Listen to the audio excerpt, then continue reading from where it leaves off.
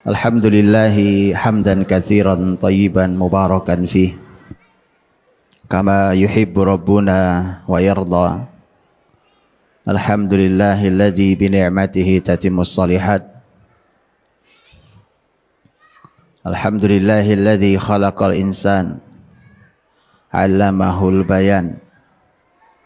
Asyhadu an la ilaha illallah wahdahu la syarikalah wa asyhadu anna Muhammadan abduhu wa rasuluhu. Allahumma salli wa sallim wa barik wa an'im ala rasulina wa syafi'ina wa imamina wa murabbina Muhammadin sallallahu alaihi wasallam wa ala alihi wa ashabihi wa man tabi'ahu bi ihsanin ila yaumiddin.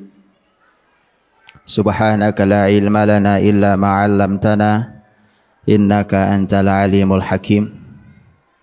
Allahumma anfa'na bima 'allamtana wa 'allimna ma yanfa'una wa zidna ilman ya alim.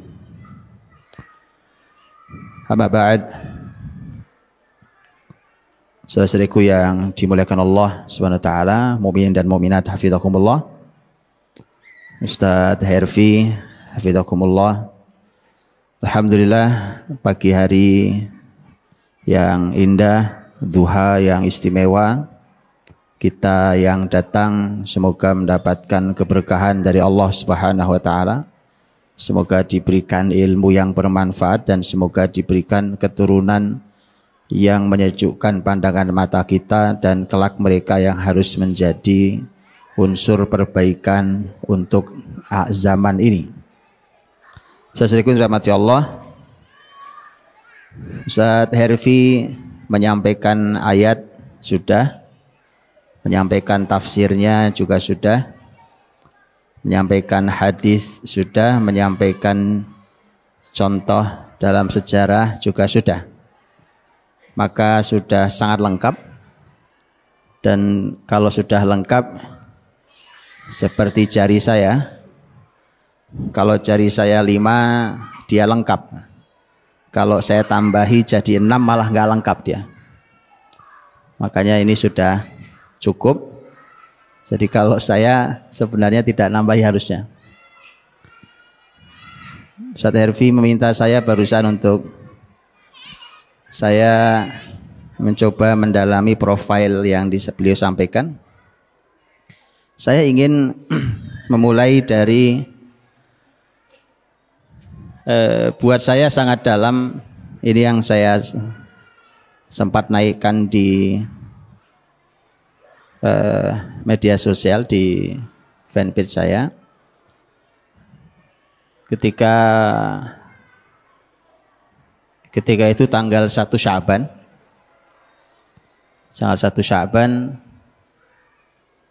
ketika saya diajak oleh salah satu imam Masjidil Aqsa untuk berbincang di kantornya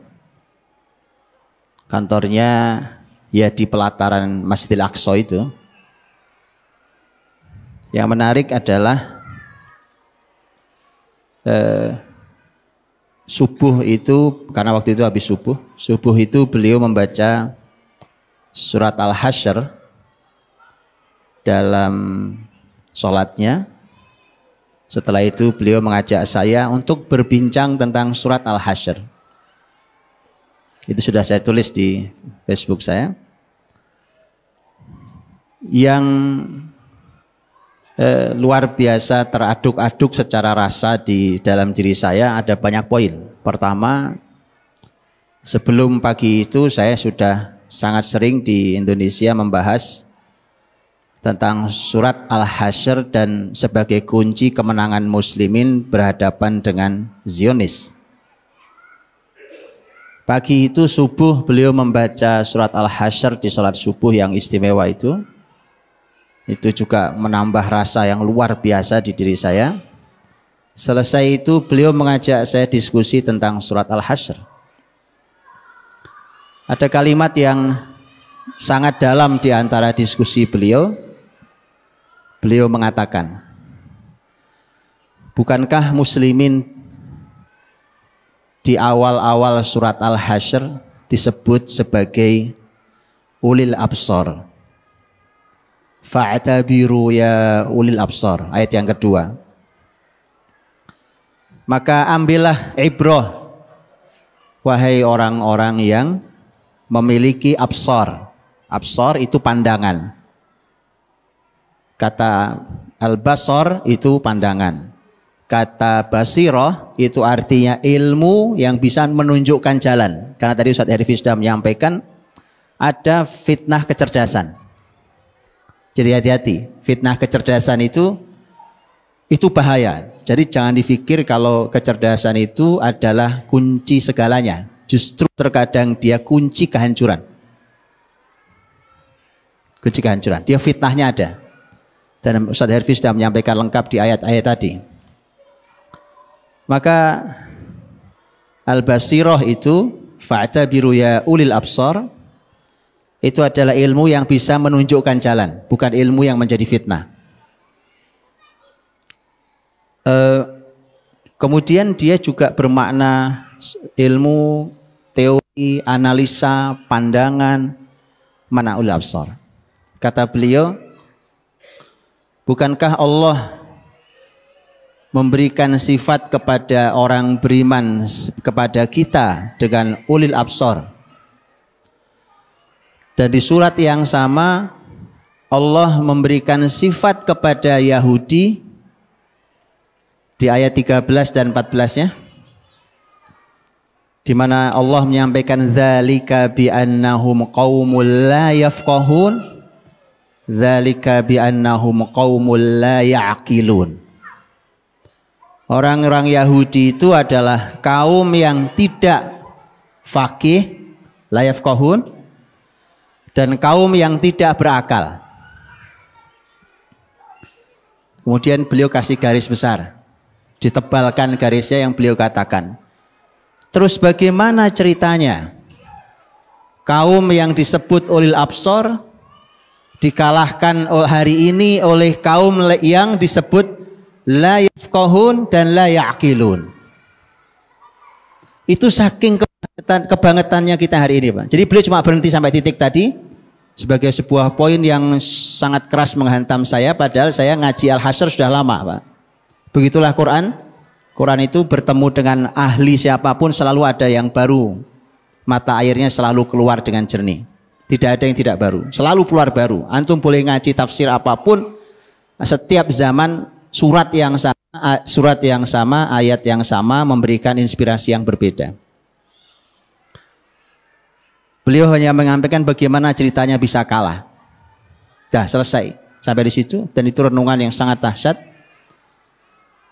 Saya sampai sekarang tidak hilang suasana hati itu, Pak. Bayangkan di pelataran Masjidil Aqsa live melihat, dan antum kalau ke Aqsa bisa melihat bagaimana Yahudi begitu paranoid dengan menenteng senjata berat lengkap, yang laki yang perempuan, di semua pintu-pintu Aqsa. Sehingga terasa sangat dalam diskusi itu.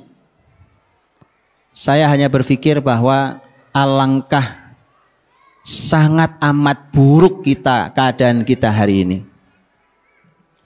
Yahudi sudah Allah berikan sifat, dan itu sifat Qur'ani, sifat yang diberikan Quran, tidak akan berubah sampai akhir zaman.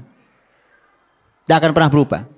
Surat Al-Hasyr itu bertutur tentang Yahudi di zaman Nabi, karena surat Al-Hasyr itu oleh Abdullah bin Abbas, mufassir kalangan sahabat, beliau mengatakan surat Al-Hasyr disebut juga sebagai surat Bani Nadir, yaitu Yahudi Bani Nadir. Maka bicara Yahudi di zaman Rasul, umat Nabi Muhammad ini disebut Allah sebagai ulil absar. Mereka disebut sebagai qaumul la yafqahun dan la ya'qilun. Jadi bangsa yang tidak faqih, bangsa yang tidak berakal, kok sampai bisa mengalahkan kita, itu dikarenakan saking buruknya keadaan kita. Kita ini, saya dan kita semua hari ini, begitu buruk keadaan kita hari ini. Jadi ulil absar itu sudah lepas dari diri kita, dari diri umat ini sudah hilang. Kalau itu kembali, Yahudi kalah lagi. Jadi simpel kata kuncinya. Maka antum harus menggali tentang semua kata yang terkandung di kata ulil absar. Fa'tabiru ya ulil absar. Pembahasan kita hari ini saya ingin masuk dari situ. Karena kalau babnya cuma otak yang brilian, itu gak menarik, Pak. Otak kalau cuma cerdas, itu tidak menarik. Ustaz Herfi sudah jelaskan tadi. Dan satu lagi, karena otak yang cerdas, tes IQ-nya tinggi, tidak pernah menjamin keberhasilan urusan dunia, apalagi akhirat. Nah, sudah teruji itu kalau itu. Karenanya banyak orang-orang dengan IQ tinggi juga tidak berbuat apa-apa, tidak berkarya apa-apa, walaupun dia merupakan anugerah yang luar biasa. Karena kecerdasan, kemampuan berpikir, kemampuan menghafal itu sesuatu yang luar biasa. Dan Quran, Rasul punya bahasa sendiri, syariat ini punya bahasa sendiri, punya cara sendiri untuk menganalisa kecerdasan itu. Persis seperti Herfi sampaikan. Jadi sebenarnya kenapa kita tidak mencoba bertanya pada Quran, kepada Rasul, kepada para ilmuwan, para ulama kita tentang bagaimana kecerdasan itu sebenarnya? Karena kecerdasan di zaman kebesaran Islam itu terbukti telah membawa perbaikan bumi ini. Kecerdasan zaman hari ini terbukti telah melukai bumi.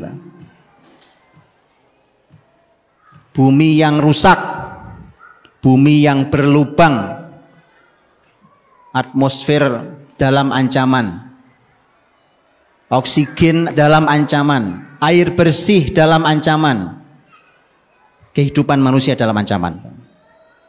Itu kecerdasan hari ini. Bumi dalam ancaman gara-gara kecerdasan versi hari ini.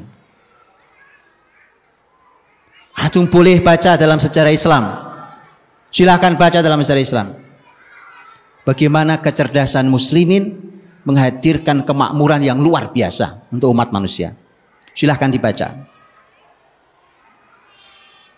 Yang jadi masalah kita, karena kita tidak kenal sejarah kita, itu masalah kita.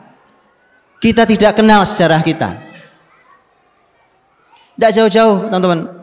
Saya waktu ke Aceh, ada sebuah seminar, saya sampaikan ke teman-teman di masyarakat Aceh. Saya bilang, teman-teman, saya mohon izin. Saya bilang, untuk saya membacakan tentang Aceh versi Ibnu Battuta. Ibnu Battuta dalam bukunya beliau menulis tentang Aceh waktu mampir ke Aceh. 2 kali mampir ke Aceh, berangkat dan pulang lewat Aceh. Saya bacakan tentang Aceh dan saya minta jujur untuk disampaikan, apakah ini Aceh yang hari ini? Jawabannya bukan. Bacalah sejarah kita hingga negeri ini, bacalah kemakmurannya, bacalah kehebatannya, bacalah keberaniannya, bacalah ilmunya, bacalah kecintaan mereka pada ulama, bacalah jihad mereka, bacalah kemenangan mereka di atas musuh-musuhnya. Itu yang ditulis oleh Ibnu Battuta, Pak. Bacalah keramahannya dari dulu. Bacalah keramahannya. Bacalah alamnya yang sangat dermawan menghadirkan kekayaan alamnya. Sehingga kemudian pembicara satu lagi, orang Aceh samping saya, malah beliau memaparkan tentang kesedihan data kerusakan di generasi muda Aceh. Berarti bukan Aceh kita yang dulu, zaman Islam dulu. Masa iya kita ridho dengan versi hari ini? Masa iya kita ridho dengan versi kecerdasan hari ini? Masa antum mau ditipu oleh kalimat kecerdasan hari ini? Kemudian antum ikut berbagai macam tes kecerdasan, udah macam-macam caranya. Intinya adalah jualan. Antum udah tes kecerdasan pakai cara apa? Macam-macam bukan? dites dengan cara ini, dengan cara itu, tes kecerdasan untuk lihat kecerdasan kita. Kalau perlu untuk melihat bakat anak-anak kita dan seterusnya. Subhanallah. Teman-teman, ini seharusnya kita pikirkan di semua lini kehidupan. Hari ini kita hanya bicara kecerdasan. Bagaimana generasi cerdas itu dihadirkan dalam Islam. Wallahi, kalau itu antum hadirkan, itu disaksikan oleh dunia Islam. Bukan hanya Muslim yang menyaksikan itu, menyaksikan bahkan orang-orang non-Muslim tentang bagaimana Islam menghadirkan generasi yang brilian. Saudara dirahmati Allah Subhanahu wa taala. Di dalam Islam bahkan kalau antum pasti kenal dengan ilmuwan besar abad ke-6 Hijriah, meninggal tahun 597, Imam Ibnu Jauzi rahimahullah taala, ulama terkenal. Ibnu Jauzi itu orang cerdas, Pak. Ini orang cerdas banget ya. Orang cerdas yang beliau sendiri yang bercerita tentang dirinya di beberapa bukunya tentang kenangannya waktu masih kecil. Beliau meninggal itu meninggalkan lebih dari 400 kitab, 400 karya buku. Dan karya ulama dulu bukan karya kita hari ini. Karya kita hari ini cuma tebel halamannya, itu ngejar pasar. Kalau diperes sebenarnya dia seperti kerupuk kena air. Anda tahu kerupuk besar, coba kasih air, asli cuma segitu, cuma digoreng jadi lebar. Persis sama, buku kita tuh cuma buku gorengan, digedein, isinya nggak ada, Pak. Mohon maaf saya, karena ada di antara kita yang cuma copy paste dari berbagai macam buku, dikumpulin jadi satu, dijual lagi, diganti covernya. Yang jujur, tolong yang jujur, Pak, pada diri sendiri, dan tolong umat ini jangan diberikan lagi kebohongan-kebohongan. Tolong yang jujur, Pak. Umat ini tidak kunjung baik karena ilmuannya tidak jujur. Ilmuannya tidak jujur, Pak. Cacat di ilmuannya, cacat di umat ini. Orang-orang cerdasnya tidak jujur dengan dirinya, apalagi dengan Allah Subhanahu wa taala. Ibnu Jauzi meninggalkan kitab, silahkan dibuka kalau antum tahu kitabnya. Silahkan buka, lebih dari 400 kitab di berbagai bidang ilmu. Puluhan ribu bahkan ratusan ribu orang masuk Islam di tangan beliau. Entah sudah berapa orang yang kita sadarkan dan kita syahadatkan di tangan kita hari ini. Lihat bagaimana orang dengan karya sebesar itu, orang luar biasa cerdasnya. Beliau nulis buku. Di antara buku yang beliau tulis adalah Akhbarul Azkiya, berita tentang orang-orang cerdas. Ada bukunya sudah, Pak. Masalahnya kita ini belajar sama orang kafir itu aja loh. Saya sering bilang kita ini gampang silau, terpukau oleh orang kafir. Ulama sudah ninggalin kitab, Pak. Abad 6, beliau wafat tahun 597, sudah wafat. Sekarang 1439, kitabnya masih ada. Antum sekarang buka di web, antum download juga dapat. Cuma karena kita tidak pernah belajar dari ulama kita. Saya sudah sangat sering sampaikan ini. Kita ini tidak paham, tidak mengerti ulama kita, tapi kagum dengan ilmuwan kafir. Selalu di semua ilmu begitu. Silahkan dibuka, Pak. Kitabul Adkiya, karya Imam Ibnu Jauzi rahimahullah taala. Nanti saya bacakan beberapa riwayatnya. Dan beliau menyampaikan tentang teori kecerdasan, ya Pak. Dan sebagiannya harus diuji. Ini kan kalimat manusia, mungkin benar, mungkin salah. Tapi ini ulama, jangan salah. Silakan diuji. Karena diantaranya beliau menyampaikan tentang kecerdasan dilihat dari postur tubuh. Saya nggak tahu itu ilmunya, karena saya nggak ngerti, cuma baca saja. Tapi apakah ini benar? Silakan diuji oleh ilmu antum. Antum yang mengerti tentang ilmu fisik, postur tubuh dan hubungannya dengan kecerdasan, silakan diuji. Buka kitab ulama. Mereka menantang Anda semuanya. Jangan jadi orang yang tidur, Pak. Umat ini perlu keseriusan antum. Antum melek tiap hari saja. Umat ini belum kunjung baik. Bagaimana kalau tidur terus, ya kan? Siapa? Ibnu Jauzi menyampaikan tentang teori kecerdasan. Tentu dengan versi ulama dulu yang bahasanya tidak pernah panjang-panjang. Tapi kandungan bahasanya dia perlu digali dengan berbagai penelitian ilmiah hari ini. Apalagi di dalam buku itu beliau sebenarnya banyak menyampaikan riwayat sebagaimana gaya ilmuwan abad itu. Kemudian beliau menyampaikan tentang bagaimana kecerdasan dimulai dari kalangan para nabi. Ayo sekarang kita bicara Pak. Asal kita bicara kecerdasan, siapa yang kebayang? Yang jujur. Jujur sama saya. Saya bilang orang paling cerdas. Coba. Yang jujur. Orang cerdas. Bilang ke saya. Hah? Gak usah bohong. Orang cerdas. Siapa? Hah? Einstein? Ya Einstein cuma 160 IQ-nya. Saya punya murid di Kutab 160 IQ-nya. Diuji kemarin di Bandung. Wallahi, simple banget. Einstein, inilah teman-teman, Ibnu Jauzi memulai kitabnya setelah bicara teori kecerdasan.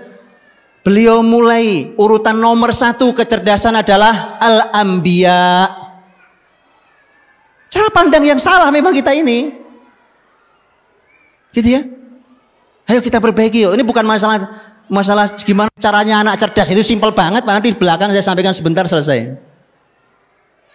Mulailah cara pandangnya, jangan salah. Karena begitu kita salah memandang, kita akan salah mengagumi, kita salah meneladani.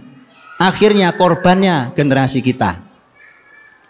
Mulailah dari Al-Anbiya. Nomor 1 dipaparkan oleh beliau contoh-contoh kecerdasan para nabi. Kebayang? Setelah para nabi beliau menyampaikan siapa? Setelah itu siapa kira-kira menurut antum? Ada yang pernah baca? Ada kok, setahu saya terjemahannya ada. Setahu saya. Kalau nggak salah ada terjemahannya. Tolong dibaca kitab-kitab yang begitu ya.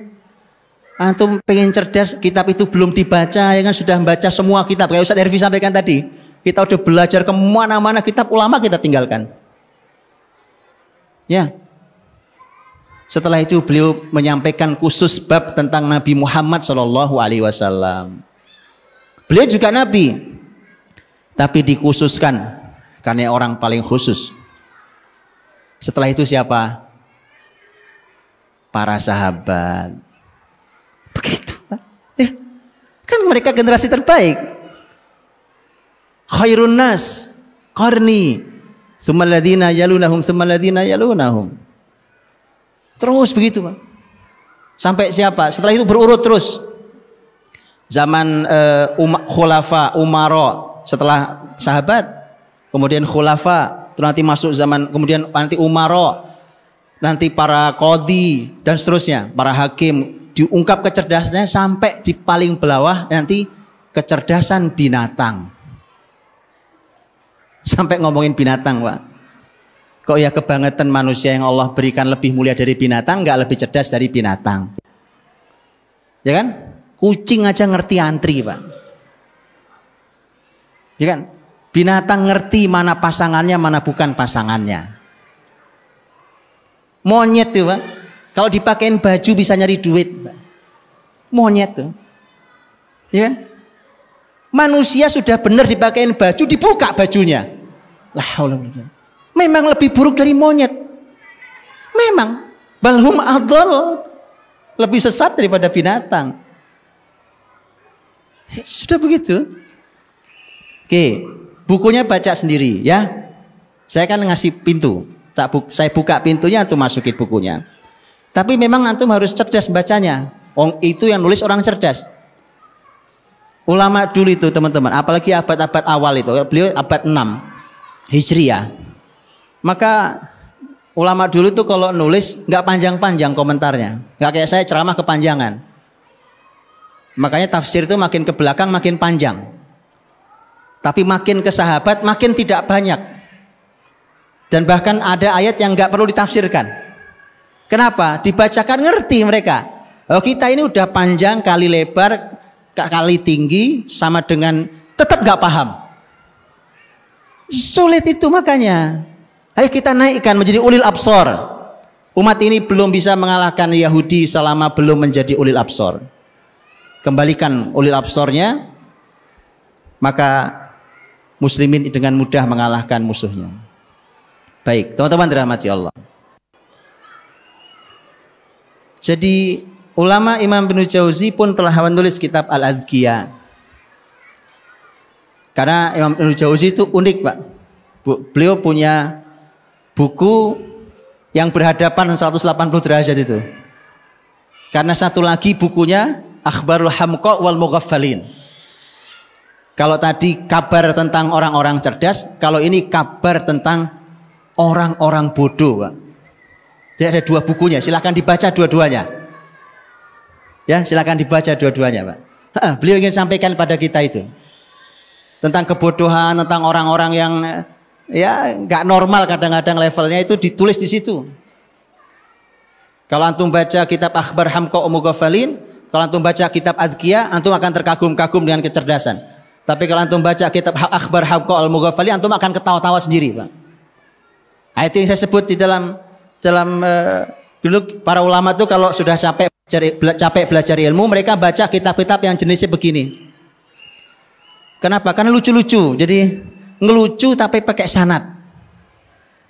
Sekarang ngelucu menjatuhkan martabat orang lain, menghina bapaknya sendiri, menjatuhkan ibunya sendiri, berbohong.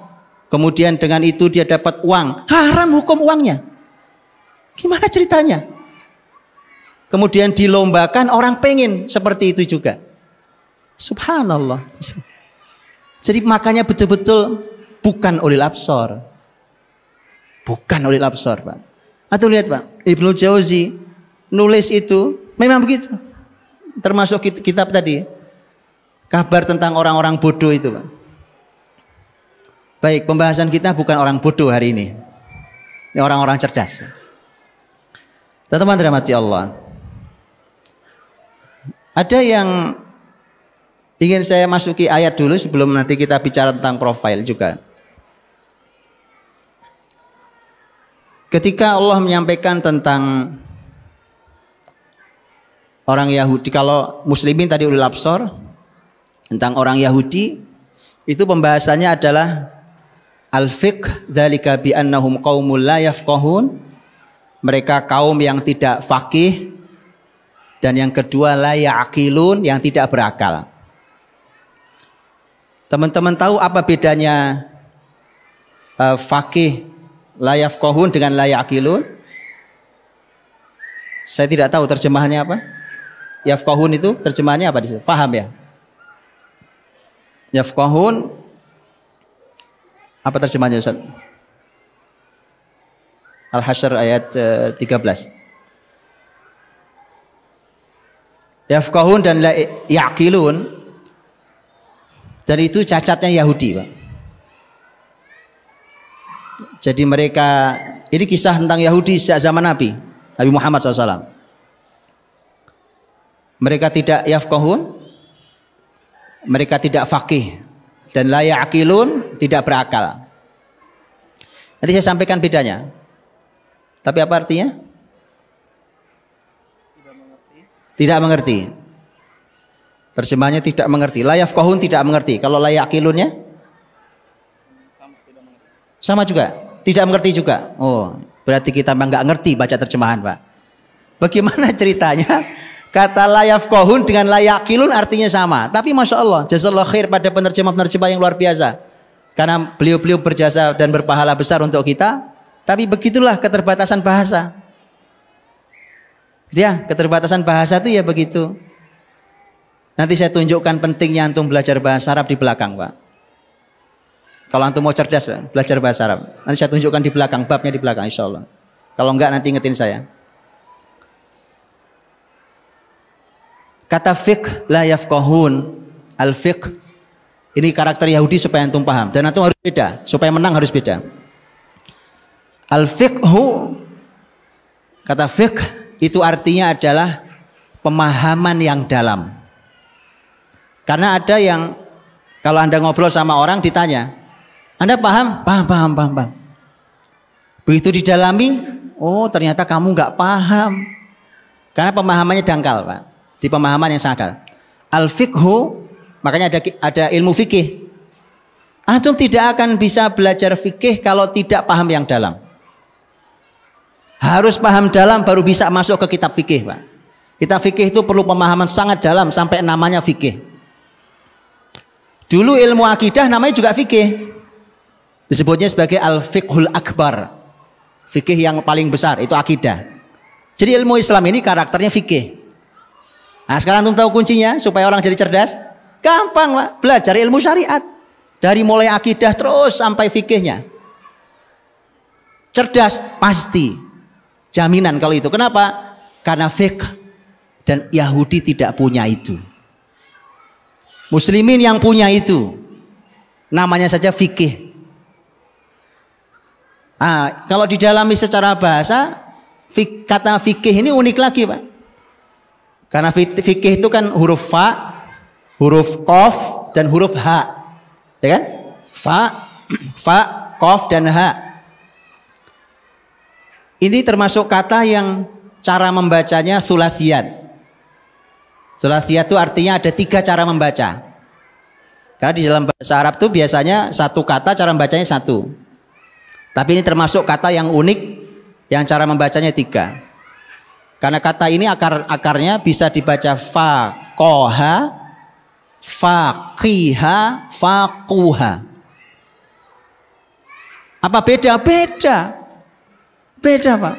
Jadi dalam bahasa Arab itu, teman-teman, itu kenapa bahasa itu bikin cerdas? Bahasa Arab itu. Oh ya, bahasa itu bikin cerdas itu karena itu. Beda cuma a, i, u, beda arti. Faqaha dengan faqiha dengan faquha beda artinya. Kalau antum hubungkan dengan hadis Nabi, ya lihat hadis Nabi. Ini kisah hijrah yang hari ini banyak ditebarkan, mudah-mudahan tidak salah jalan lagi. Karena saya tahu iblis tidak pernah ridho dengan itu. Hijrah, pembahasan hijrah di mana-mana. Saya berdoa mudah-mudahan Allah bimbing. Karena kalau tidak, iblis tahu di perempatan mana dia tunggu orang yang hijrah itu. Dibelokin lagi sama iblis. Hati-hati. Nabi mengatakan tentang orang-orang yang berhijrah. Kalimat Nabi SAW, khiyarukum fil jahiliyati khiyarukum fil Islam idza faquhu. Orang terbaik di antara kalian waktu jahiliyah top, orang pemimpin, orang pinter, orang yang disegani waktu jahiliyah, dia tetap akan menjadi orang hebat dalam Islam. Kalau dia mau hijrah, dalam Islam tetap orang hebat. Syaratnya 1, idza faquhu. Nah, di situ faqih itu, tapi qafnya di dhammah. Dalam sebuah riwayat, qafnya di dhammah. Itu kalau antum tanya, kenapa tidak faqihu? Kenapa tidak faqahu? Ternyata Nabi menginginkan sesuatu. Ya, ini fiqh yang paling tinggi memang kalau di dhammah, yang tengahnya kalau di kasroh, yang paling bawah kalau di fathah. Kalau di dhammah itu hadirin, pemahaman ilmu itu sudah menjadi aliran darahnya. Kalau bahasa kitanya sudah mendarah mendaging, Pak, sudah mendarah daging, sudah nyampur, nggak bisa dipisahkan. Kan ada ilmu yang sifatnya tempelan kan. Pemahaman tempelan kan ada, ya kan? Apalagi kalau namanya hafalan, nempel kan nempel. Sekarang sore nanti udah lupa kok, gak usah nunggu sore yang 2 jam lagi udah hilang kok. Tapi itu sudah mendarah mendaging, Pak. Dia sudah nggak terpisahkan. Pemahaman dia, kemampuan dia memahami, kemampuan dia mengingat, kemampuan dia menganalisa, kemampuan dia melakukan atau bahkan mengambil sebuah keputusan dari pemahamannya, itu sudah mendarah daging dalam dirinya. Itu kalau dhammah. Dan ternyata itu yang dimau oleh Nabi tentang orang-orang yang hijrah. Ingat, ini peringatan untuk mereka yang berhijrah. Itu fiqh. Baik, yang satu lagi, orang Yahudi itu la ya'qilun. Ya'qilun jelas, kata-katanya akal. Aklun, akal. Cuma saya mau nanya, akal itu apa artinya? Akal kira-kira artinya apa, Pak? Akal bahasa apa ya? Bahasa Indonesia? Bahasa Indonesia ngambil dari bahasa Arab. Aklun, akil, dan tidak bisa kita terjemahkan. Akil, ya akil. Akal-akal. Bahasa kita akal, ya akal. Betul ya? Jadi mudah dipahami. Cuma ketahuilah apa arti aslinya. Kata ya'qilun dari kata ain, ada qaf, ada lam. Kata aqala, Bapak Ibu tahu orang Arab pakai sini, pakai apa nama ini? Kalau pakai kutroh itu, simak itu dia ada yang melingkar di atas kepalanya, betul? Itu namanya iqol. Iqol, ain qaf lam sama akad. Bapak Ibu kenapa namanya iqol? Karena iqol itu artinya, dia asli artinya untuk ngikat, Pak. Karena dulu sebenarnya ini buat ngikat onta. Zaman orang Arab dulu kalau mereka punya onta, ontanya diparkir supaya nggak kemana-mana, itu ada pengikat itu, diikatkan di kakinya. Jadi kaki onta yang duduk ini diikatkan di situ, dimasukkan plek sehingga ontanya nggak bisa berdiri. Nah, nanti kalau sudah waktunya selesai jam parkirnya, dia pergi. Itu diambil ditaruh di kepalanya, baru dia pergi. Itu sejarahnya iqol. Jadi antum-antum suka pakai itu sebenarnya aslinya punya onta ya. Hari ini jadi pakaian kebanggaan orang Arab. Itu aslinya dulu punyanya onta ya. Jadi kalau antum tahu sejarahnya enak sebenarnya, makainya pun juga antum tahu. Iya, ini punya onta, minjem ya kan, dari sini iqol. Karena dia ngikat. Aklun, dia ngikat. Ata'aqala, ternyata juga dia nanti ada beberapa kata yang dipakai dalam Quran. Karena di Quran ada ulil absar, ada ulil albab, ada ulin nuha, betul ya? Itu semua berhubungan dengan kecerdasan. Tapi antum harus dalami satu-satu. Dan akal, kemudian nuha, itu ternyata memiliki makna bahwa selain kalau akal selain mengikat, nuha, ternyata dia punya makna, dia punya kemampuan untuk menahan. Betul? Diikat sehingga dia nahan. Kemampuan menahan itu artinya ilmu yang kita miliki, dia harus punya kemampuan menahan diri kita. Menahan itu bisa mendelay sesaat, bisa menghentikan sama sekali.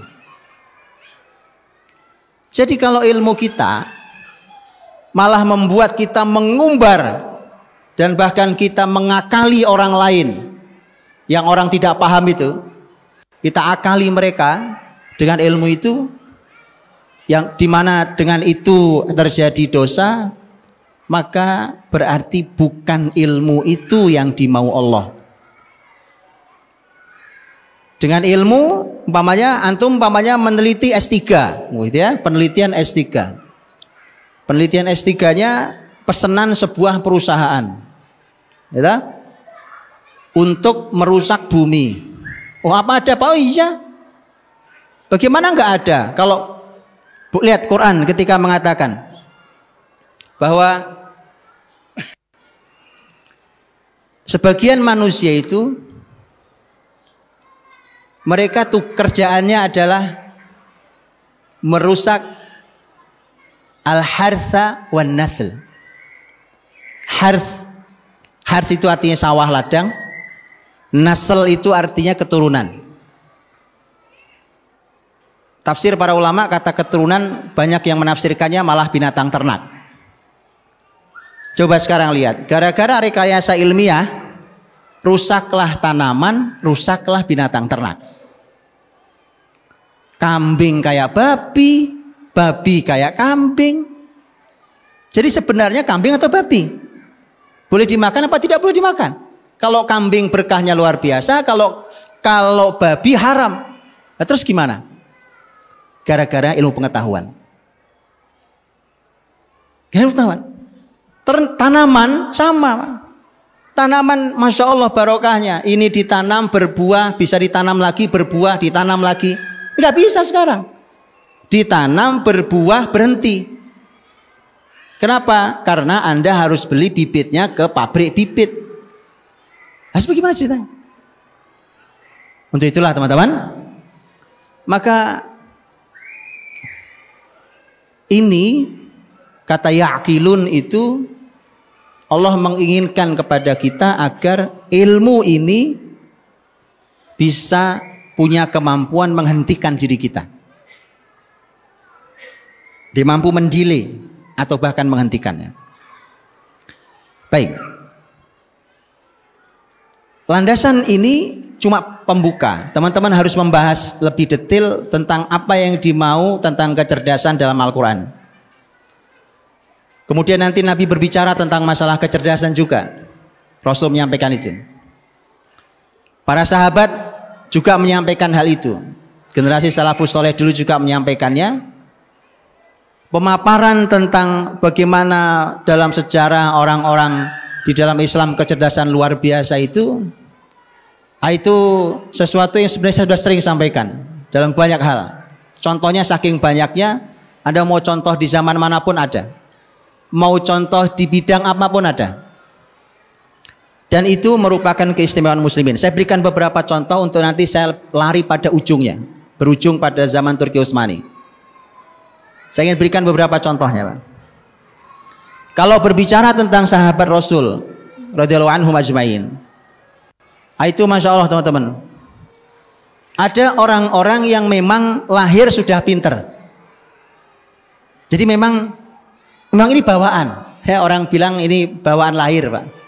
Kok kamu pinter? Iya, bawaan lahir, Mas. Gitu, Pak. Jadi memang ada orang-orang cerdas bawaan lahir, Pak. Itu memang nggak bisa bodoh, memang nggak bisa bodoh. Memang pinter terus dia. Bahkan dia berkarya dengan hal itu. Di antara orang yang luar biasa, bahkan disebut paling luar biasa untuk urusan kecerdasan, antum perlu pelajari biografinya. Adalah sahabat mulia Amr bin As radhiyallahu anhu.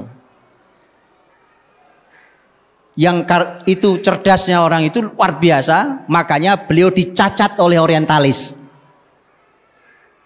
Dicacat, Pak. Nanti begitu ngomong Amr bin As, bahasanya itu orang yang licik gitu, Pak.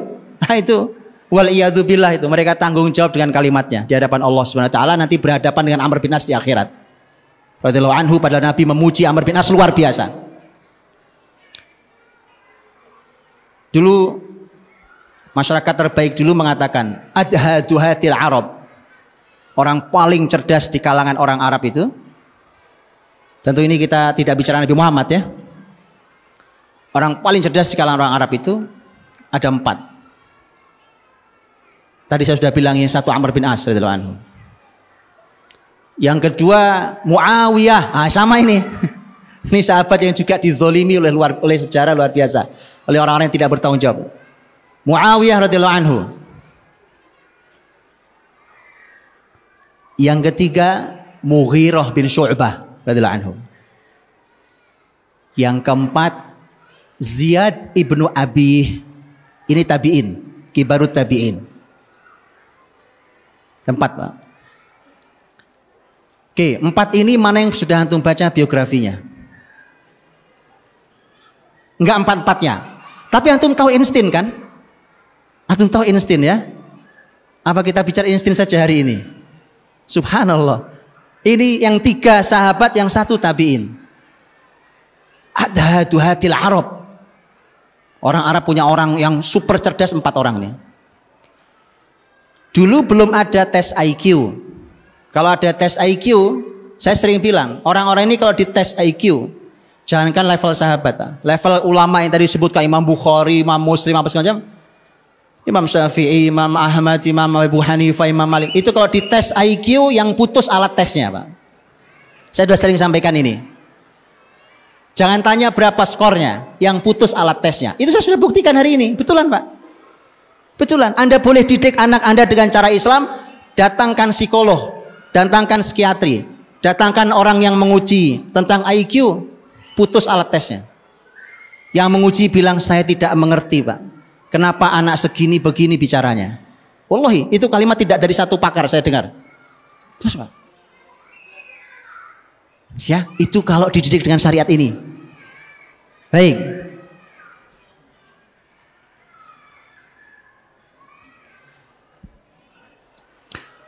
Jadi adhaduhatil Arab, ada sebuah ceramah bagus dari seorang ahli ilmu. Beliau mengatakan Ini keempat-empatnya orang berkarya luar biasa. Amr bin As, Muawiyah radhiyallahu anhu itu orang sangat cerdas. Bahkan ini Muawiyah ini teman-teman dulu sudah di apa dulu ya, masa jahiliyah dulu, waktu masih masa jahiliyah, Muawiyah lahir itu sudah masyarakat orang-orang sudah bilang ini calon pemimpin Arab. Ibunya marah kok. Loh, anak didoain kayak gitu ibunya masih marah. Celakalah anakku ini kalau cuma jadi pemimpin Arab. Coba. Antum harus belajar kadang-kadang sama orang jahiliyah, Pak. Loh, karena ibunya nanti, Masya Allah kan, antum tahu ibunya. Sahabat nanti mulia. Jadi ibunya nggak ridho kalau anaknya cuma jadi raja Arab. Celakalah dia kalau cuma jadi raja Arab. Dia akan jadi pemimpin seluruh manusia. Terbukti apa tidak terbukti? Terbukti. Yang dia pimpin bukan cuma orang Arab. 20 tahun jadi menteri, 20 tahun jadi khalifah. Coba ada orang kayak begitu, Pak. Dan 20 tahun di masa dia, ketenangan muslimin kembali. Setelah sebelumnya, kurang lebih 10 tahun muslimin dalam guncangan di internalnya. Segitu kuat hebatnya. Jadi dia dikenal dengan kepemimpinan yang luar biasa itu, dan dikenal dengan al-hilm. Hilm itu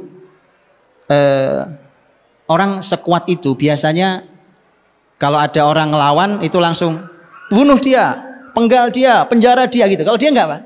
Muawiyah dikenal dengan al-hilm. Hilm itu orang berbuat jahat pada dia tapi dia balas dengan kebaikan. Itu Muawiyah. Mau ada pemimpin kayak gitu gimana nggak dicintai, ya kan? Udah disakiti dikirimi hadiah, enak, Pak. Amr bin As radhiyallahu anhu dikenal sebagai orang yang cerdas, yang spesialisasinya adalah menyelesaikan al-mu'dilat. Mu'dilat itu artinya masalah-masalah yang super rumit yang tidak bisa diselesaikan oleh orang cerdas. Nah, itu harus Amr bin As yang ambil alih. Itu. Antum tahu ketika terjadi ta'un Amwas di masa Umar bin Khattab. Ta'un, Masya Allah, ta'un itu orang kena ta'un, wabah penyakit waktu itu di Amwas. Amwas itu di wilayah Palestina. Ketika menyebar itu, pagi sakit, sore meninggal, sore sakit, pagi meninggal, Pak. Cepat sekali itu, sampai korban begitu banyaknya. Termasuk korbannya adalah sahabat mulia, bahkan Amir Umara negeri Syam, yaitu Abu Ubaidah al-Jarrah radhiyallahu anhu. Umar sebagai khalifah harus menyelesaikan masalah itu. Sudah tidak kunjung selesai, siapa yang dipanggil? Amr bin As. Sini. Saya cuma nanya, emang Amr bin As dokter? Gitu loh, Pak. Ini bukan masalah Anda dokter atau bukan dokter. Ini orang spesialisasi menyelesaikan urusan yang super rumit yang tidak bisa diselesaikan oleh orang cerdas. Diajak diskusi sama Umar. Gitu. Gimana nih? Masalah ini berat tahun Amwasnya. Itu dikaji oleh Amr bin As di lapangan, Pak. Dikaji sampai keluarkan rekomendasi. Apa biasa ini, Pak. Ini kalau hari ini udah penelitian S5 ini, Pak. S3 nggak masuk kalau ini. Betul, simpel sekali kalimatnya. Karena istimewanya orang dulu kalau bicara nggak panjang-panjang, Pak. Jadi saya mohon maaf kalau kepanjangan ngomongnya. Simpel-simpel tapi maknanya luar biasa. Jadi berbagai masalah tidak selesai. Obat sudah nggak bisa itu. Zaman itu nggak menyelesaikan. Sama, setiap zaman ada penyakit yang nggak bisa diobati kan, karena ilmunya terbatas manusia. Akhirnya rekomendasinya jelas. Amr bin As mengatakan, Khalifah saya ketemu jawabannya. Tentu pertama dia harus karantina, bahasa kita karantina. Makanya orang yang dari luar Amwas tidak boleh masuk ke situ, orang yang dari dalam nggak boleh keluar. Jadi karantina masalahnya. Tapi yang paling penting kata Amr bin As, saya melihat penyebaran itu luar biasa, penyakit itu terjadi luar biasa ketika orang kumpul-kumpul. Nah, penyebaran. Maka saya meminta mereka untuk berpisah. Itu keputusannya, berpisah. Itu berpisah, Pak. Jadi bahasa simpel-simpel zaman dulu tapi luar biasa. Maka ada yang pergi ke sana, pergi ke lembah, masuk ke gunung sana, masuk, pisah. Masyarakat ini harus pisah. Itu hanya hitungan hari selesai urusannya. Masalah berat Pak, itu spesialisasi Amr bin As. Jadi antum harus belajar dari Amr bin As tentang masalah itu. Itu orang secerdas Umar. Umar orang cerdas sekali Pak. Nabi sampai mimpi tentang ilmunya Umar, saking hebatnya Umar ya, radhiyallahu anhu. Nah, itu Umar itu sudah, kalau dengan Amr bin As itu sudah Masya Allah Pak, begitu akrab dan dekatnya, sampai Umar mengatakan Amr bin As ini orang yang bumi manapun dia pijak layaknya jadi pemimpin. Jadi ada orang yang memang tidak pantas jadi rakyat, gitu ya. Makanya tolong sadar diri, kalau kelasnya rakyat jangan mimpin, gitu loh Pak. Tolong sadar diri. Karena memang ada orang kayak Amr bin As. Kata Umar, dia nggak pantas jadi rakyat, pantas saja dimanapun dia berada, pantas saja jadi pemimpin. Itu Amr bin As Pak. Dan itu kalimat jujur dari Khalifah Amirul Mukminin, Khalifah Adil Umar bin Khattab radhiyallahu anhu. Umar pernah dikerjain sama Amr bin As Pak. Pernah dikerjain sama dia. Itu tapi gara-gara itu maka Mesir terbuka dan seluruh Afrika terbuka, bahkan masuk ke Eropa. Itu awalnya adalah Amr bin As ngerjain Umar. Antum tahu kisahnya? Ya, belajarlah ya, belajar istilah. Amr bin As radhiyallahu anhu itu sudah ngerayu Umar berkali-kali. Dan ini ngerayunya tidak bohong, karena Amr bin As itu dari sejak jahiliyah dulu itu kerjaannya memang bolak-balik Afrika Pak. Antum tahu kan kisah bahwa muslimin ketika hijrah ke negeri Habasyah? Nah, ini pentingnya belajar akademi sirah memang. Saya agak susah ngomongnya ketika antum tidak belajar sirah. Itu kan yang dikirim oleh orang Quraisy untuk narik muslimin Amr bin As. Betul ya? Amr bin As itu begitu dialog dengan Najasyi, itu dialognya sudah langsung akrab. Kenapa? Kenalnya sudah lama. Dan kenapa yang dikirim Amr bin As selain kemampuan berdiplomasi, memang juga kemampuan juga perkenalan yang akrab dia dengan Najasyi. Jadi wilayah Afrika itu dia hafal banget. Afrika itu hafal banget dia. Makanya ketika selesai penaklukan Syam, Palestina diambil alih oleh Umar, Amr bin As itu ngerayu Umar.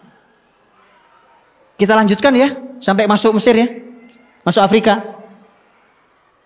Umar bilang jangan, karena Umar itu sangat khawatir pada muslimin Pak. Umar tidak mau ada muslimin satu saja yang jadi korban. Amr bin As meyakinkan, kata Amr bin As, Mesir itu negeri yang kaya, pertahanannya lemah. Itu dikasih jaminan, saya lebih paham. Tapi tetap enggak, jangan. Dirayu, akhirnya boleh deh, cobain. Tapi yang memimpin harus dia, karena dia yang paham. Amr bin As radhiyallahu anhu.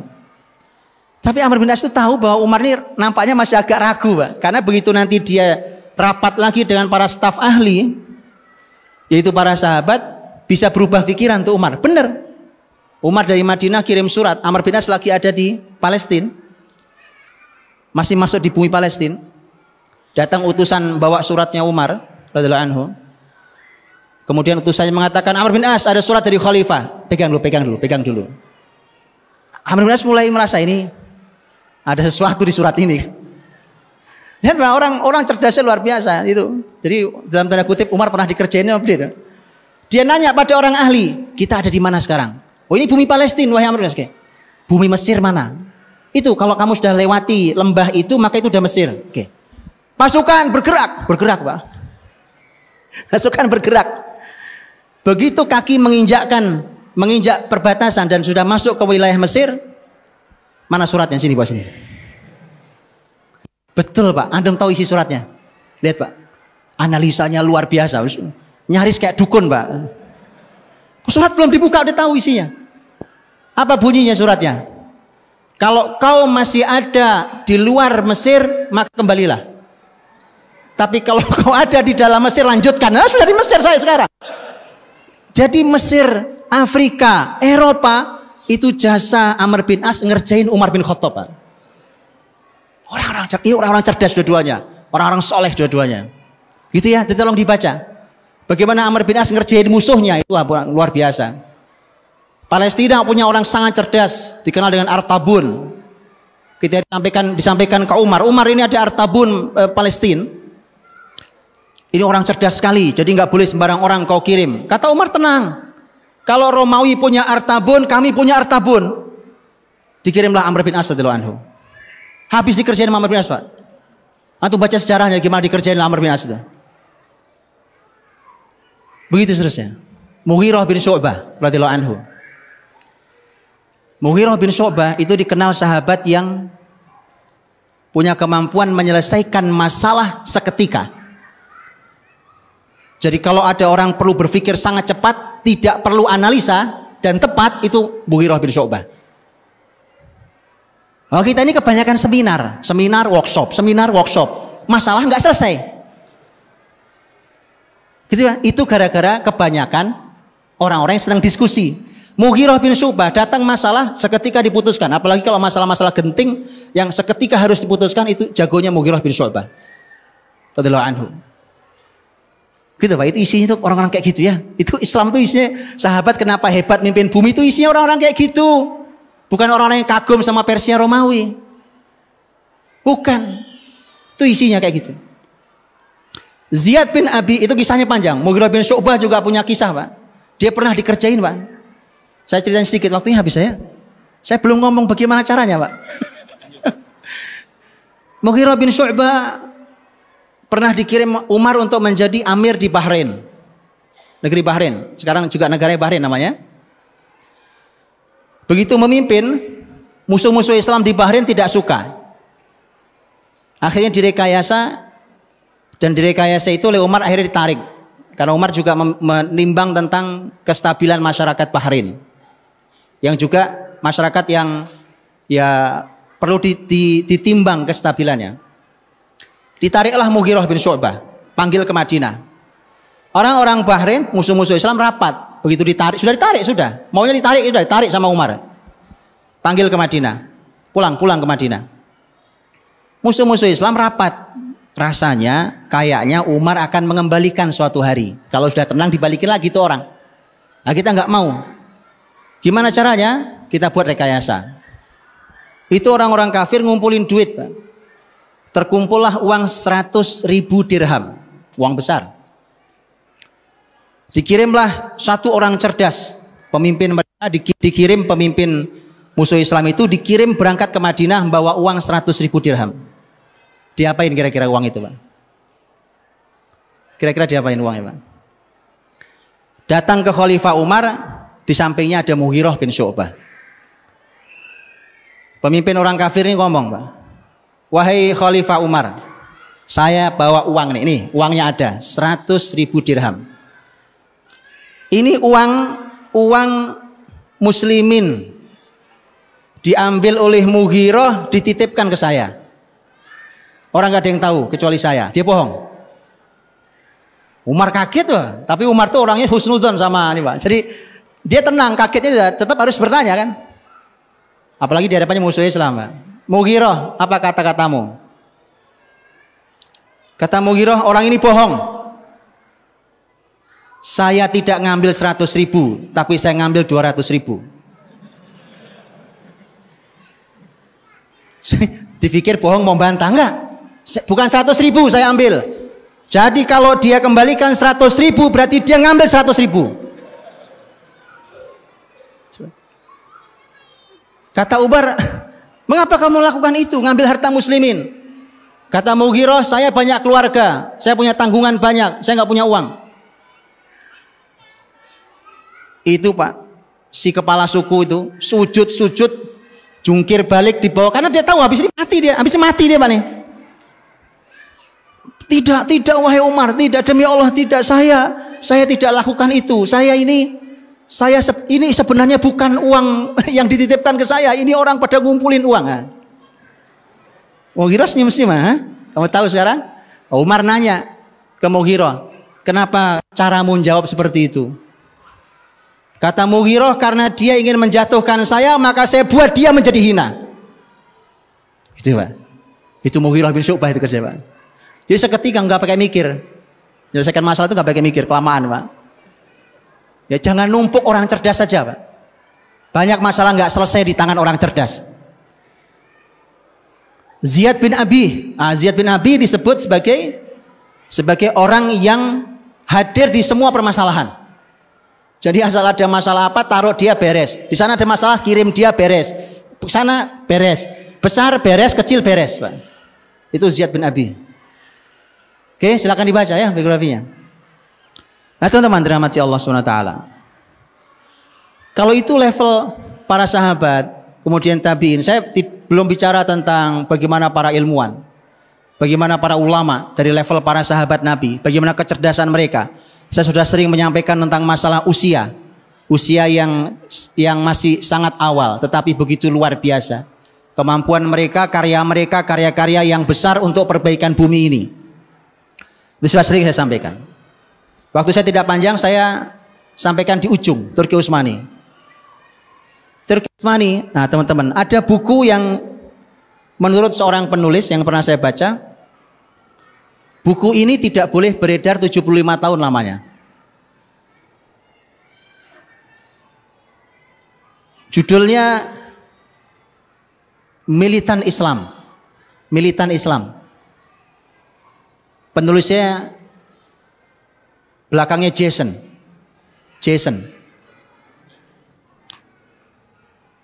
Ada bukunya ada. Kalau antum yang bisa bahasa Inggris baca bahasa Inggrisnya, yang bisa bahasa Arab ada terjemahannya. Setahu saya terjemahannya Al-Islam Ats-Tsauri. Terjemahannya.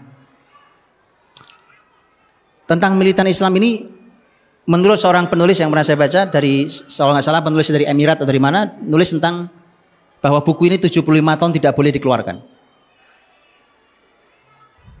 Kenapa tidak boleh dikeluarkan? Nah, sekarang saya keluarkan.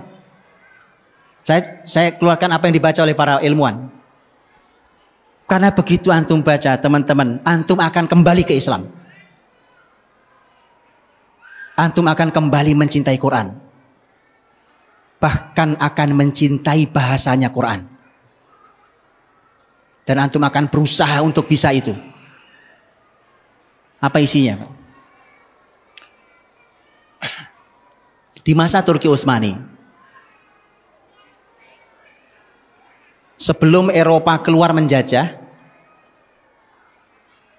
Inggris dan Prancis melakukan penelitian. Penelitiannya diambil dari mulai Samudra Atlantik sampai Samudra Hindia. Mungkin gak nyampe Indonesia, Pak. Untuk mereka tahu sebenarnya apa kunci kekuatan muslimin itu. Kenapa orangnya hebat-hebat, cerdas-cerdas, kuat-kuat, kokoh-kokoh. Itu dia pengen tahu. Diteliti oleh Inggris dan Prancis, Pak. Hasilnya luar biasa, Pak. Lihat hasilnya. Di salah satunya, sebagian ya. Ternyata karena pola pendidikan dari kecil. Karena ternyata dalam sistem kekhilafan Turki Utsmani, Islam itu, muslimin memiliki sebuah sistem pendidikan yang dasar, pendidikan dasar namanya kutab. Kutab itu anak-anak diajari yang paling dasar tentang Quran. Diajarkanlah Quran, terus bertahap dari mulai mereka membaca sampai hafal, sampai mulai paham isinya. Setelah itu mereka belajar bahasa Arab, bahkan mereka mulai menghafal kaidah-kaidah dalam bahasa Arab, dalam grammar Arab. Di antara yang mereka hafal adalah Alfiyah Ibnu Malik. Alfiyah Ibnu Malik 1000 bait, Alfiyah 1000 bait itu adalah grammar bahasa Arab. Jadi syair 1000 bait dihafal, itu dihafal oleh mereka. Jadi mereka menghafal grammar 1000 bait. Lu bisa bayangkan itu. Dan nampaknya itulah kunci kekuatan muslimin. Karena di sana terkandung banyak sekali keistimewaan. Di antaranya adalah apa yang disampaikan juga oleh seorang ahli bahasa. Ini juga dosen di Eropa, walaupun aslinya orang Mesir. Dan mungkin kalau tidak salah pernah beredar di terjemahan bahasa Indonesia di broadcast saya pernah baca, seingat saya. Kalau antum pernah baca, kalau tidak nanti antum boleh, ada videonya, wawancara beliau ada di televisi di Mesir. Seingat saya di Mesir. Seorang dokter, dia dosen bahasa di Eropa. Dia mengatakan bahwa hari ini anak-anak di barat itu umur mereka masih sekitar 3 tahunan, mereka sudah menguasai sekitar 16.000 kata. Sementara anak-anak Arab, karena mereka berbahasa pasaran, bahasa Ammiyah, dan bahasa Ammiyah itu sangat terbatas kata-katanya, itu anak umur 3 sampai 6 tahun itu hanya menguasai 3.000 kata. Ini hubungan antara bahasa dan kebesaran dan kecerdasan juga. Kemudian dia mengatakan, dia katakan bahwa muslimin, dengan penelitian buku tadi itu, dia menyebutkan dalam buku itu, muslimin itu ternyata punya kekuatan di Quran dan di Arab, bahasa Arab. Quran itu disebutkan memiliki lebih dari 77.000 kata. Jadi kalau 16.000 lewat, Pak. 77.000 hampir, 77.500 hampir kata. Belum bahasa Arabnya. Belum dia kuasai grammar Arab tadi. Sehingga itulah yang disimpulkan oleh penelitian tadi, bahwa ternyata ini kekuatan muslimin itu. Nah, terus bagaimana caranya supaya mereka bisa menjajah? Maka perlahan tapi pasti 2 hal ini harus dihilangkan. Apa itu? Quran dan bahasa Arab. Maka Prancis dan Inggris punya madhab yang berbeda. Kalau yang Inggris membuat jenjang. Sekolah-sekolah yang kutab itu, yang belajar bahasa Arab, belajar Quran, macam-macam itu diimage-kan di masyarakat, tetap ada, tapi diimage-kan di masyarakat saat itu, ini untuk kelas orang-orang miskin. Pernah apa tidak? Indonesia mengalami bahwa yang sekolah agama itu anak-anak yang bodoh-bodoh. Pernah? Itu, Pak. Pesantren itu tempatnya orang buangan. Pernah? Pernah. Indonesia pernah punya itu. Wah, nyantri, wah pasti kamu nggak diterima sekolah negeri ya. Kamu nyantri berarti nggak terima sekolah favorit ya. Alhamdulillah hari ini sudah berubah. Maka ini kebangkitan, Pak. Ini kebangkitan nih.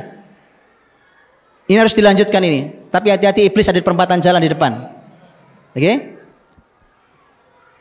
Kemudian dibuatlah kelas tengahnya, ini versi Inggris. Dibuatlah kelas tengahnya.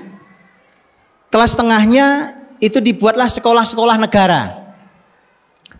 Sekolah-sekolah negara dibuat, dan itu untuk ekonomi menengah. Ya kan? Makanya kalau sampai hari ini, mohon maaf, ini belum hilang sampai sekarang. Sekolah menentukan tingkat perekonomian. Betul ya? Di mana kamu sekolah? Di sini. Oh, pas kamu orang kaya ya. Gitu ya? Ya. Itu masih pola Inggris, Pak. Yang level tinggi adalah international school. Masih ada sampai hari ini? Image itu masih ada? Berarti belum bangkit kalau gitu. Belum, saya tarik lagi kalimat saya. Belum bangkit kalau gitu. Yang modern international school di mana tidak ada Quran, tidak ada bahasa Arab. Kalau yang tengah tadi lemah bahasa Arabnya, Qurannya juga lemah. Itu versi Inggris. Versi Perancis enggak, kelamaan, diberangus semuanya. Itu versi Perancis. Oke? Itu yang saya baca. Jadi teman-teman, maka menjajahlah mereka. Sisa-sisanya masih bisa kita rasakan. Sekarang antum tahu gimana caranya mau jadi orang cerdas? Gampang, Pak. Gampang. Belajar syariat ini. Di mana belajar syariat? Jadi sampai masalah tempat, bukan cuma belajar syariat, nggak setempat. Contoh, anak tua asal sudah 7 tahun, apalagi laki-laki yang disuruh sholat, betul kan? Ini teori kecerdasan ini. Suruh sholat. Kalau laki-laki sholatnya di mana? Di masjid. Ini tempat bikin cerdas, Pak. Asal masjidnya kembali fungsinya seperti Masjid Nabawi dulu. Ini tempat orang-orang cerdas, masjid ini. Makanya saya tidak aneh, tidak heran kalau hari ini mulai ada orang yang curiga terhadap masjid. Saya tidak heran. Anda sudah benar, curigai masjid, karena memang itu tempat orang-orang cerdas, Pak. Dari situlah kekuasaan akan diambil kembali oleh muslimin. Jadi sudah benar kalau masjid dicurigai, Pak. Itu sudah benar. Ya, silahkan curigai. Anda berhadapan dengan ahlul masjid nanti di akhirat. Ya Allah. Oke, mudah-mudahan tobat. Kalau enggak tobat, saya enggak berani ngomong, Pak. Berhadapannya dengan ahlul masjid. Itu isinya orang-orang cerdas di masjid, Pak. Antum silahkan baca sejarah masjid di sepanjang sejarah Islam. Anda akan lihat di situ tempat didik anak supaya cerdas. Masukin ke masjid, Pak. Di tempatnya, pelajarannya, polanya dan seterusnya itu diurutkan begitu cerdasnya luar biasa. Karena nanti anak-anak kita akan ketemu tentang pola materi ilmu yang tidak pernah mungkin diajarkan oleh orang-orang barat. Mereka tidak punya ini. Kalaupun ngajarin orientalis terpaksa, mereka tidak punya konsepnya. Umpamanya, Pak, muslimin itu, Pak, muslimin itu oleh para ulama dibuatkan konsep-konsep. Saya kasih contoh, Pak. Dan ini sebenarnya kalimat Imam Syafi'i sebenarnya. Beliau punya kalimat lengkap.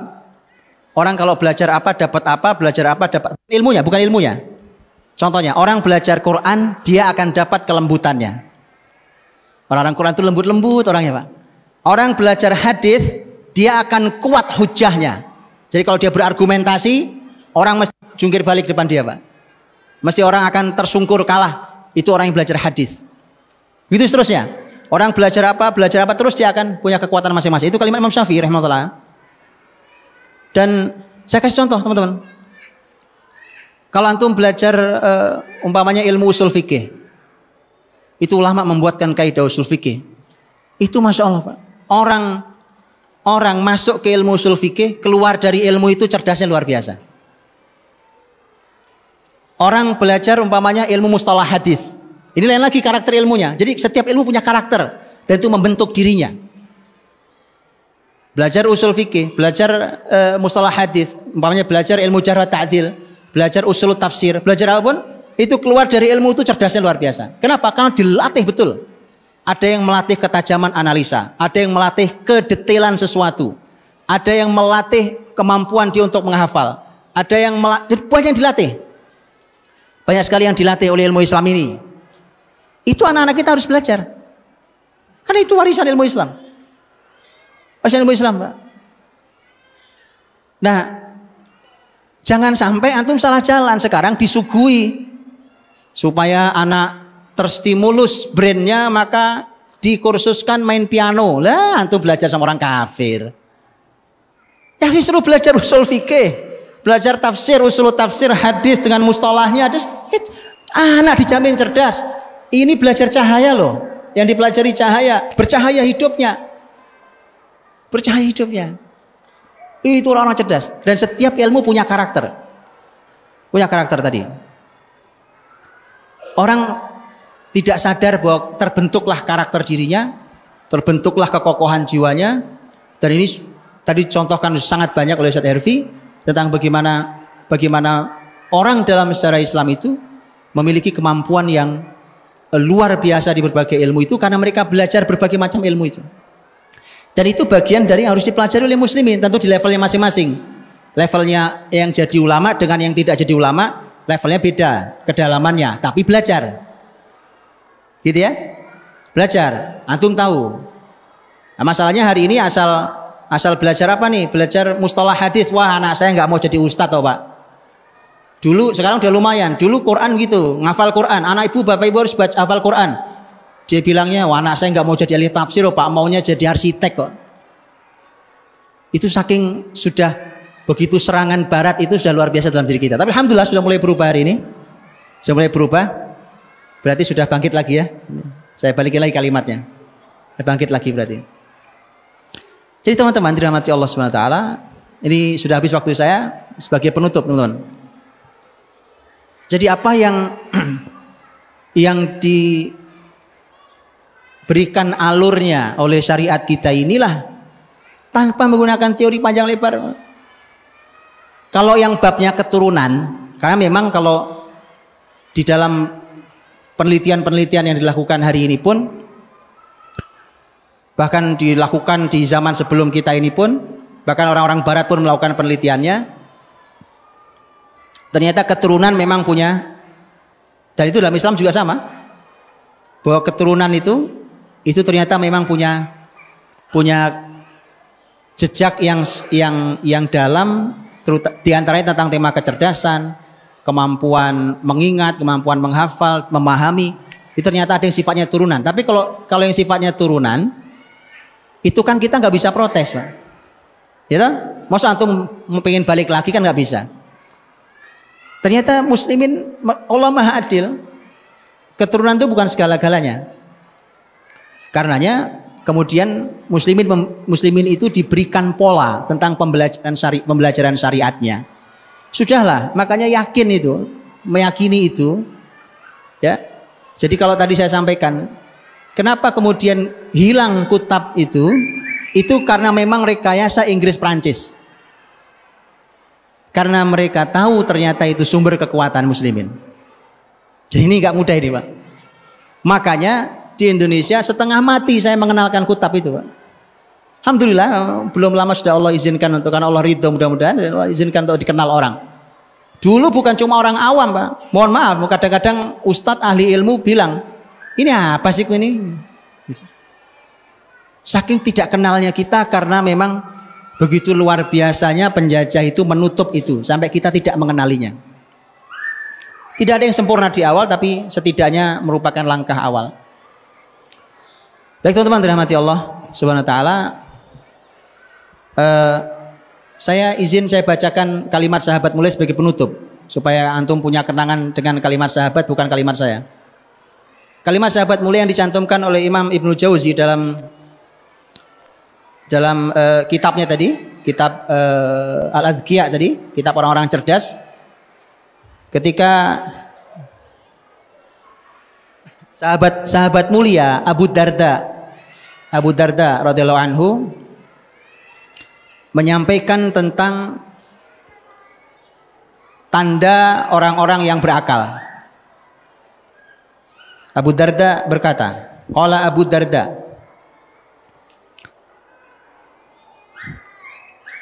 jadi Abu Darda berkata, beliau mengatakan bahwa maukah saya sampaikan tentang alamatil aqil, tandanya orang berakal. Tadi salah satu modal untuk mengalahkan Yahudi berakal. Kata Abu Darda radhiyallahu anhu, yatawadha' liman fawqahu. Orang berakal itu dia tawadhu', merendahkan hatinya di hadapan orang yang ada di atasnya. Apanya? Apa saja? Mungkin ilmunya, mungkin usianya, mungkin pengalamannya, gitu ya. Tawadhu'. Satu. Yang kedua, wala yazdari man dunahu. Tidak meremehkan yang ada di bawahnya. Yang lebih kecil, ilmunya lebih sedikit, itu tidak diremehkan. Tidak dijatuhkan, tidak. Itu orang berakal.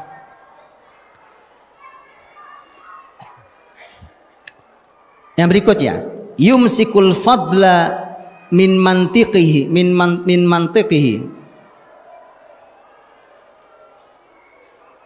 Dia selalu memegang keutamaan dalam pembicaraannya. Jadi sebicara itu, ngobrol bahkan yang santai, ngobrol santai sekalipun, itu mesti ada keutamaan yang dia bicarakan. Bahkan mungkin bercanda. Makanya seperti Imam Ibnu Jauzi, nulis buku yang lucu saja seperti tadi, tentang Akhbar Hamqa wal Mughaffalin, lucu. Nanti kalau baca lucu, ketawa sendiri. Tapi itu ada keutamaannya. Yang berikutnya, yukhaliqun nasa bi akhlaqihim. Dia berinteraksi dengan manusia dengan menggunakan akhlak baiknya. Bergaulnya dengan masyarakat menggunakan akhlak yang baik. Kalau bicara, sekarang kita punya masyarakat dunia maya.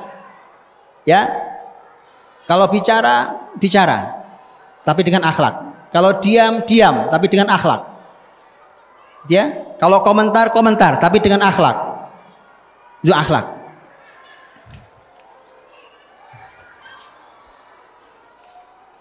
Wa yahtazizul imana fima bainahu wa baina rabbih azza wa jalla. Dan dia memastikan ada iman antara dia dan Rabbnya Allah Subhanahu wa taala. Jadi dia memastikan hidupnya selalu ada iman dalam segala aktivitasnya. Fahuwa yamshi fid dunya bid dunya bit taqiyyati wal kitman. Dia berjalan di dunia ini dengan ketakwaannya tapi tersembunyi. Takwaan tapi tersembunyi. Ini saya sering sampaikan teman-teman ya, bahwa hari ini tuh kita kok nggak punya sesuatu yang disembunyikan gitu loh. Padahal menyembunyikan sesuatu itu pada hal yang benar itu ajaran Nabi loh. Itu ajaran Nabi loh dan ajaran sahabat loh. Kita semua sekarang diupdate statusnya. Makan mie goreng diupdate statusnya, lagi nangis diupdate statusnya, lagi gelisah diupdate. Saya sudah sering sampaikan, mohon berhenti. Saya sudah bilang berhenti. Saya sudah sering bilang itu. Kan itu kaidah orang-orang cerdas. Ya, baik, itu kalimatnya. Kalimatnya sahabat mulia Abu Darda radhiyallahu anhu tentang tanda orang-orang cerdas. Nanti riwayat di bawahnya PR buat antum baca bukunya, karena di bawahnya ada riwayatnya Wahab bin Munabbih yang menyampaikan kalimatnya Luqman. Luqman itu sudah sampai pada level Al-Hakim. Allah berikan hikmah.